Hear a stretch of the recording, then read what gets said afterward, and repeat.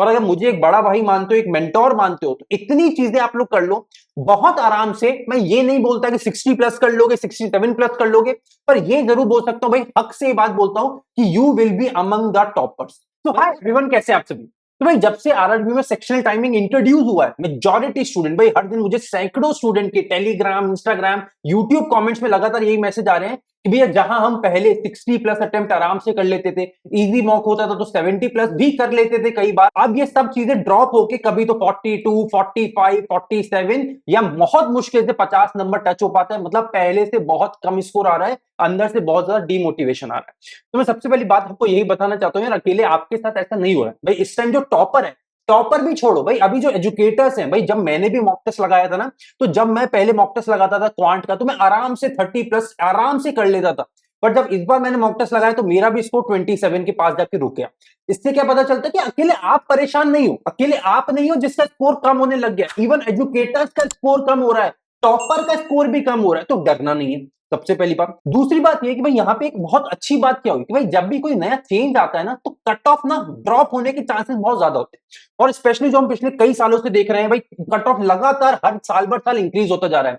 भाई पहले 50 की रेंज से फिर 60 की रेंज में गया, और अब पिछले कुछ सालों से 70 की रेंज में चला गया। मतलब कट ऑफ इतना ज्यादा बढ़ गया। तो मुझे लगता है आईबीपीएस ने यही सोचा होगा यार, कट ऑफ कंट्रोल करने के लिए हम क्या कर सकते हैं कि भाई वहां पे सेक्शन टाइमिंग डाल दो। भाई यही तो तरीका हो सकता है कट ऑफ कंट्रोल करने का। और इसमें भी बहुत बड़ा चेंज नहीं हुआ भाई, मेजॉरिटी स्टूडेंट रीजनिंग को ही ज्यादा टाइम देते हैं क्वांट के मुकाबले, बिकॉज रीजनिंग में ही मेजॉरिटी स्टूडेंट की पकड़ ज्यादा अच्छी होती है, वही स्ट्रॉन्ग सेक्शन होता है। तो बहुत बड़ा चेंज नहीं है, थोड़ा बहुत चेंज है, पर हाँ कट ऑफ जरूर कंट्रोल होगा। भाई आज मैं कुछ आपको चीजें बता रहा हूँ, शॉर्ट चीजें, भाई अगर आप इनको फॉलो करते हो तो 100% आपके स्कोर इंप्रूव होने लग जाएंगे। बिकॉज देखो कभी भी जब हमें अपना स्कोर इंप्रूव करना होता है ना, उसके दो तरीके होते हैं। भाई पहला तरीका क्या होता है कि हमें फॉलो करनी होती है राइट स्ट्रैटेजी।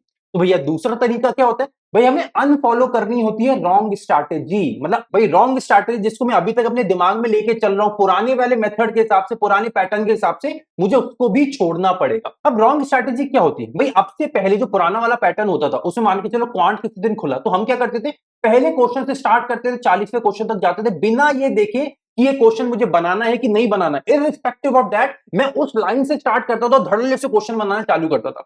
पर अब ये वाली स्ट्रैटेजी यहां नहीं चलेगी भाई। अब आपको क्वेश्चंस का चयन सही तरीके से करना पड़ेगा। अब आपको क्वेश्चंस चूज करके आगे चलने पड़ेंगे।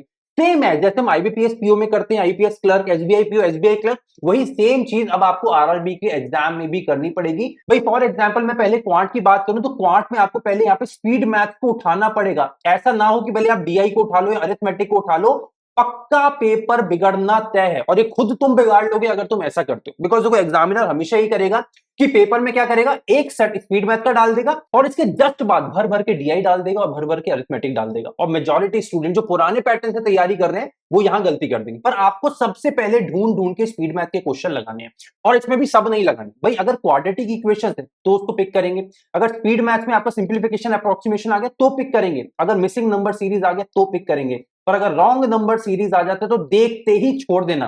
भाई जो मैंने अभी स्ट्रैटेजी बताई थी, मैंने खुद लाइव मॉक आपको अटेम्प्ट करके बताया था, वहां पे मैंने खुद रॉन्ग नंबर सीरीज छोड़ दिया, बिकॉज यहां पे ये टॉपिक ही आपका सिलेक्शन ना कराने के लिए, भाई ये टॉपिक आपका टाइम वेस्ट करने के लिए होता है। तो इस सीक्वेंस में करोगे। इसके बाद आपके ऊपर है भाई, आप पहले डीआई करना चाहते हो या अरिथमेटिक करना चाहते हो। भाई अगर आप मुझसे पूछते हो तो मैं बोलता हूं आप पहले डीआई करो, बिकॉज डीआई में क्या होता है, अगर आप एक बार पैटर्न समझ गए भाई, अगर वो डेटा का पैटर्न समझ गए, तो एक साथ आप 5 क्वेश्चन बनाने जाते हो। मतलब जनरली हमारे अंदर यही होता है, एक बार हम पैटर्न समझ गए भाई, डेटा पूरा हमारे पास तैयार हो गया। स्पेशली अगर टेबुलर डीआई है या डबल पाई चार्ट है या डबल बार चार्ट है, डबल लाइन ग्राफ है, तो उसमें डेटा आपका पहले ही डिफाइन हो जाता है सारा। तो उस डीआई को बनाना बहुत आसान है। या यहाँ पे आपको एटलीस्ट 2 सेट मिलने वाले हैं डीआई के, तो वो दोनों सेट के अंदर आपको क्या करना है, सबसे पहले एक जो इजी वाला सेट होगा वो तो आपको जस्ट स्पीड मैथ के बाद ही उसको बनाना स्टार्ट कर देना है, ठीक है। उसके बाद जो दूसरा सेट होगा आपको इवैल्यूएट करना है, क्या वो दूसरा सेट मुझे मतलब मैं कंफर्टेबल हूं वो बनाने में, या फिर पहले मैं अरिथमेटिक की स्विच करता हूं। भाई अगर अरिथमेटिक में फॉर एग्जांपल आपको क्वेश्चंस आपने देखे, एवरेजेस के इजी क्वेश्चंस आ गए, टाइम स्पीड डिस्टेंस के इजी आ गए, टाइम एंड वर्क आ गए, मतलब जो प्रॉफिट एंड लॉस आ गए, जो जो चैप्टर आपके मजबूत है, तो आप क्या करोगे, वो दूसरा वाला सेट अभी के लिए छोड़ दोगे, पहले चले जाओगे अरिथमेटिक पे। यहां पे अपने स्कोर को इंप्रूव करो। तो ऐसे क्या होगा भाई, स्पीड मैथ के कम से कम 10 से 12 क्वेश्चन तो आएंगे भाई, इससे कम तो आएंगे नहीं, पर ये 10 से 12 क्वेश्चन आपके बन जाएंगे पहले 5-6 मिनट में। और 5-6 मिनट में 10 नंबर लेके आने का जो कॉन्फिडेंस होगा ना, वो आगे के पेपर में आपको बेइंतहा मोटिवेट करने वाला है, बेइंतहा कॉन्फिडेंस देने वाला है। इसलिए ढूंढ ढूंढ के सबसे पहले आप करोगे स्पीड मैथ के क्वेश्चन, ठीक है। इसके बाद आप डीआई का करोगे इजी वाला सेट। इजी सेट लगाओगे तो इसका मतलब वो पूरा सेट लगाने में आपको लगेगा 2 से 2.5 मिनट का समय, इससे ज्यादा नहीं लगेगा। इजी सेट का मतलब यही होता है। तो यहाँ पे मतलब आपके 8 साढ़े 8 मिनट, 7.5 साढ़े 8 मिनट के आसपास में आपके प्रॉपर अच्छे खासे नंबर ऑफ अटेम्प्ट्स हो चुके होंगे। मतलब आराम से 15-16 के आसपास एवरेज अटेम्प्ट्स आप यहां तक कर लोगे। यहाँ पे आपके 8-9 मिनट अभी खर्च हुए हैं। इसके बाद आपके पास अभी 10-11 मिनट आराम से बचेंगे और यहाँ पे अब आप जंप करोगे अरिथमेटिक के ऊपर।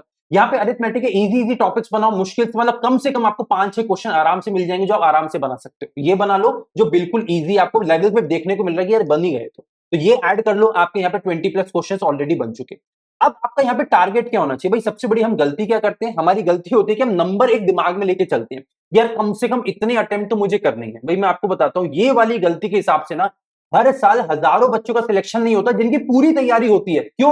वो सोच के चलते हैं 60+ तो कम से कम करके आने हैं, 65+ तो कम से कम करके आने। भाई ये तुम्हारे ऊपर डिपेंड ही नहीं करता कि तुम कितने नंबर करके आओगे, बिकॉज ये एग्जामिनर तय करता है। भाई एग्जामिनर जब पेपर डिसाइड कर रहा होता है ना, तब वो तय करता है कि यार क्या मैं चाहता हूं इस बार बच्चे 50 नंबर ही कर पाए। तो एग्जामिनर इतना मुश्किल पेपर बना देगा कि तुम छोड़ो भाई, एस्पिरेंट को छोड़ो, खुद एजुकेटर जो पेपर देके आते हैं ना, वो भी 50 के ऊपर अटेम्प्ट नहीं कर पाएंगे। पर वही अगर वो एग्जामिनर चाहेगा कि तुम 60+ या 75+ कर पाओ, तो वो एग्जामिनर उस पेपर का लेवल को कम कर दे। तो सबसे पहले तो तुम्हारे दिमाग से बात निकाल दो कि भाई तुम डिसाइड कर पाओगे। अगर ये डिसाइड करके पहले जाओगे तो पेपर अगर मुश्किल आएगा तो तुम दूसरे सेक्शन में आते आते इतने ज्यादा डिमोटिवेट हो जाओगे कि पहले ही हार मान लोगे कि यार पेपर में तुम्हें फेल हो चुका है, फेल हो चुकी।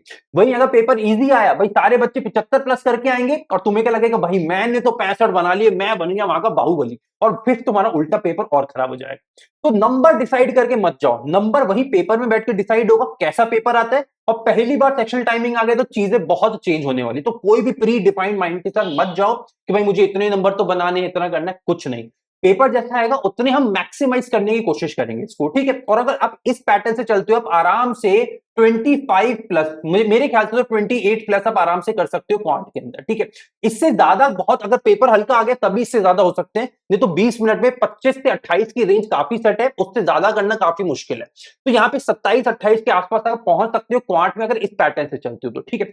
अब अगर हम रीजनिंग की बात करें तो रीजनिंग में सेट पैटर्न क्या होता है, पहले आप करेंगे मिसलेनियस के क्वेश्चन। मिसलेनियस में भी कुछ चीजें आपको बता देता हूं, आप वो करो। भाई सबसे पहले अगर इनइक्वालिटी का क्वेश्चन आता है वो आप बना लो। अगर आपका सिंपल वो चाइनीज कोडिंग डिकोडिंग का क्वेश्चन आता है वो आप बनाओगे। अगर बेसिक वाला सिलोजिज्म आता है वो आप बनाओगे, ठीक है। डायरेक्शन सेंस आता है वो आप बनाएंगे। डायरेक्शन सेंस का क्वेश्चन थोड़ा लेंदी हो जाता है, पर जनरली क्या होता है, अगर लेंदी क्वेश्चन है तो इसके ऊपर बेस्ड आपको 2 से 4 क्वेश्चन मिल ही जाते हैं। मतलब एक बार 1-2 मिनट लगेगा, पर फिर 4 नंबर एक साथ आपको मिलेंगे। मिसलेनियस में एक जो टॉपिक थोड़ा लेंदी आता है वो होता है ब्लड रिलेशन, बिकॉज इसमें थोड़ा टाइम लग जाता है। पर ब्लड रिलेशन की खासियत क्या होती है, यहाँ पे आपको एक साथ 5 क्वेश्चन का सेट मिलता है।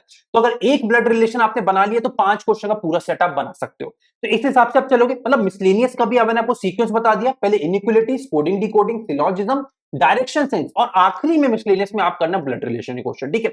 इसके बाद आप जाओगे पजल्स एंड सिटिंग अरेंजमेंट में। अब पजल एंड सिटिंग अरेंजमेंट में कम से कम आपको 3 से 4 सेट तो आराम से देखने को मिलने वाले हैं, ठीक है। आप क्या सारे ही सेट इजी होंगे, सारे ही सेट डुएबल होंगे? ऐसी बेवकूफी कभी नहीं करेगा एग्जामिनर। हमेशा कम से कम एक सेट तो ऐसा डालेगा जो ऊपर से देखने में आसान लगेगा और अंदर जाते तुम फंस जाओ। तो आपको क्या करना है, हर सेट को मान के चलो, एक पहला सेट आपने उठाया, उसको मैक्सिमम आप 30 सेकंड का टाइम दो। मतलब 30 सेकंड से लेके 1 मिनट, एट मैक्स 1 मिनट का समय दो समझने के लिए कि भाई ये सेट मुझसे बन सकता है या नहीं बन सकता है। भाई अगर बन सकता है तो उसको आगे कंटिन्यू करो, अगर नहीं बन सकता है तो हमें ऐसा लगता है यार 1 मिनट खराब हो गया, तो भाई दिल पे पत्थर रखो, छोड़ दो, क्योंकि 1 मिनट खराब हुआ फिर भी बेटर है 5 मिनट खराब होने से। और जब 5 मिनट बाद भी तुम्हारे नंबर वही होंगे ना, 0 के 0, भाई पजल एक भी नहीं बना होगा, तो फिर जो डिमोटिवेशन आएगा वो बहुत तुम्हें परेशान करेगा। तो अगेन 30 सेकंड से लेके 1 मिनट का आपको समय देना है पजल्स में, जो भी आप उठा रहे हो। अगर लग रहा है डुएबल है तो ठीक है, नहीं तो वहीं के वहीं छोड़ दो, दिल पे पत्थर रखो, नेक्स्ट पजल पे मूव कर जाओ, नेक्स्ट पजल ट्राई करो। और ऐसे करते करते कम से कम आपको 2 पजल इजी वाले आपको मिल ही जाएंगे यहाँ पे, बिकॉज चारों की चारों पजल मुश्किल ऑथर यहाँ पे नहीं रखने वाला। तो इतना आपको मान के चलना है कि 2 पजल तो डुएबल होने वाले। इसके बाद कुछ होंगे जो आपके सिंगल सेंटेंस वाले मिसलेनियस क्वेश्चन, भैया क्या वो हम बिल्कुल पूरी तरीके से छोड़ दें? नहीं भाई, जनरली हमारा क्या होता है, ये वाले ना हमारे होते हैं, वो होता है ना, क्या बोलते हैं उसको, आपका एक बंकर होता है। ये जैसे एक शूटिंग होती है, मान के चलो इंडिया ने पाकिस्तान पे अटैक करा, जब सर्जिकल स्ट्राइक होती है तो वो लोग छुपते हैं बंकर के पीछे, तो ये तुम्हारा बंकर है कि जब आखिरी का 1 मिनट 1.5 मिनट बचा है, तुम्हारे सारे मिसलेनियस क्वेश्चन तुमने निपटा लिए और अब तुम्हें ये समझ आ गया कि यार अब मैं एक और पजल का सेट तो नहीं बना सकता या बना सकती, तब ये जो क्वेश्चंस होते हैं ये तुम्हारे बंकर का काम करते हैं कि ये आखिरी 1-1.5 मिनट में तुम्हें 2 से 3 नंबर दे देंगे, और ये जो 2-3 नंबर होंगे ना, ये तुम्हारे स्कोर को एक्चुअली में बूस्ट करेंगे। तो यहाँ पे ये जो आखिरी का 1-1.5 मिनट होता है ना, सारे सिंगल मिसलेनियस छोड़ दो, पहले मत बनाओ। आखिरी के 1-1.5 मिनट में जब तुम्हें लिख जाए, दिमाग में लग जाएगी यार अब पजल एक भी नहीं बन सकता, तब फोड़ना चालू करो, और तब 2-3 नंबर जो तुम ये लोगे ना, ये तुम्हें एक्चुअली में सिलेक्शन लेके देंगे। ठीक है, एक और इंपॉर्टेंट गलती आपको यहाँ पे बता देता हूं। देखो जनरली हमें ऐसा लगता है यार पेपर में स्टार्टिंग बहुत ज्यादा इंपॉर्टेंट होती है किसी भी सेक्शन की, मैं कहता हूं बिल्कुल भी नहीं। हर सेक्शन की एंडिंग सबसे ज्यादा इंपॉर्टेंट होती है। भैया एंडिंग का मतलब क्या होता है? भैया आपने जनरली एक चीज बार बार देखी होगी कि आप पेपर स्टार्ट बहुत अच्छे से करते हो, पर आखिरी के 2 से 3 मिनट आपका पेपर हमेशा बिगड़ता है। क्यों? बिकॉज आखिरी के 2-3 मिनट में मेरे दिमाग में क्या चलता है, यार मेरे उतने नंबर ऑफ अटेम्प्ट नहीं हुए, मेरे नंबर ऑफ अटेम्प्ट कम हो गए, कहीं नेगेटिव मार्किंग ना हो जाए, मतलब इतनी सारी चीजें तुम सोच लेते हो कि आखिरी के 2-3 मिनट में जहां तुम आराम से 4-5 क्वेश्चन बना सकते हो, तुम एक क्वेश्चन बनाते हो, वो भी बहुत कम कॉन्फिडेंस के साथ, ये 2 क्वेश्चन बनाते हो, तो 4-5 क्वेश्चन से तुम अपने स्कोर को यहीं पे ही कम कर लेते हो। तो हमेशा भाई, मेरा तो भाई बहुत स्ट्रिक्टली मानना है कि पेपर की स्टार्टिंग उतनी इंपॉर्टेंट नहीं है जितनी पेपर की एंडिंग है, और अगर तुम कंट्रोल करके पेपर की एंडिंग को इंप्रूव कर सकते हो ना, तो तुम आखिरी के जो 2-3 मिनट में 4-5 क्वेश्चन होते हैं ना, ये तुम्हारे सिलेक्शन में बहुत बड़ा रोल प्ले करते हैं।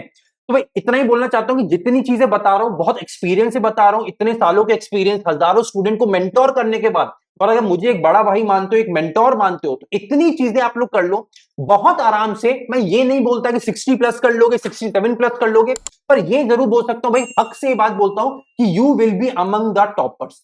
भाई उस पेपर के टॉपर ने अगर 60 बनाए हैं तो आप भी 55-57 के आसपास रहोगे, और अगर टॉपर ही उस पेपर के 50 बना के आए तो तुम भी 45-57 47 के आसपास रहोगे, 100% गारंटी दे सकता हूं। और अगर तुम बहुत अच्छी मेहनत कर रहे हो तो तुम ही वो टॉपर बनोगे जो इस बार का कट ऑफ डिसाइड करेगा। तो आई होप इस वीडियो के बाद आपको सारे क्वेश्चन के आंसर मिल गए होंगे। स्टिल आपको कोई भी डाउट रहता है तो नीचे आप लोग कमेंट कर सकते हैं, मैं पूरी कोशिश करूंगा आप लोग के डाउट का जल्दी से जल्दी निवारण कर सकूं, अपने हर छोटे भाई बहन के डाउट का जल्दी जल्दी रिप्लाई कर सकूं। अगर आपको वीडियो पसंद आई तो वीडियो को लाइक करके जरूर जाइएगा, अगर चैनल को पहली बार विजिट करें तो चैनल को सब्सक्राइब जरूर कर लीजिएगा। आपका एक सब्सक्राइब करना मुझे बेइंतहा मोटिवेट करेगा। इस तरह बने रहिए द अल्फा बैंकर चैनल के साथ। मिलते हैं अगले वीडियो में, till then take care, bye bye.